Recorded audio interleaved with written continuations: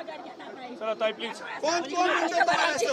कोण म्हणताय असं? पिशवीगुडे अमरावतीचे पालकमंत्री बावनकुळे सांगतोय की भाऊ तुम्हाला आम्ही समिती गठीत करू आणि मग न्याय देऊ, अन्यथा तुम्ही तुमचं आंदोलन परत सुरू ठेवू शकता. वारंवार आम्ही आत्महत्या करणार नाही, एकदाच मरतो आणि मग बाकीच्या जनतेला न्याय देऊन जातो. जोवर आम्हाला न्याय भेटत नाही तर वर हे आंदोलन मागे हटणार नाही. कशा प्रकारे निषेध केला?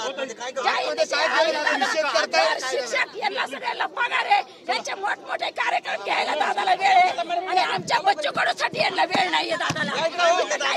तुम्हाला उत्तर देताना काहीतरी म्हटले एकदा सांगितलंय दादानी, दादा स्पष्ट भाषेत सांगतोय, दादा तुम्हाला सांगितलंय आम्हाला वारंवार आश्वासन नकोय दादा, आम्हाला यावेळेस न्याय पाहिजे.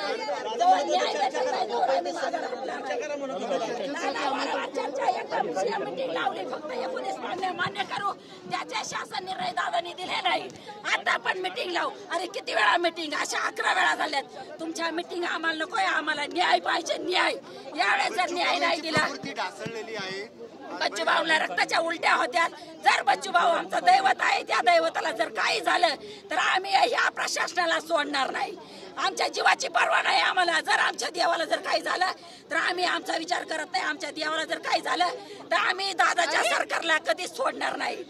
आता तुम्हाला उचलायचं ना तर आमच्या अंत्ययात्रेची तयारी करून उचलायचं. तुम्ही अजिबात हात नाही लावायचा आम्हाला.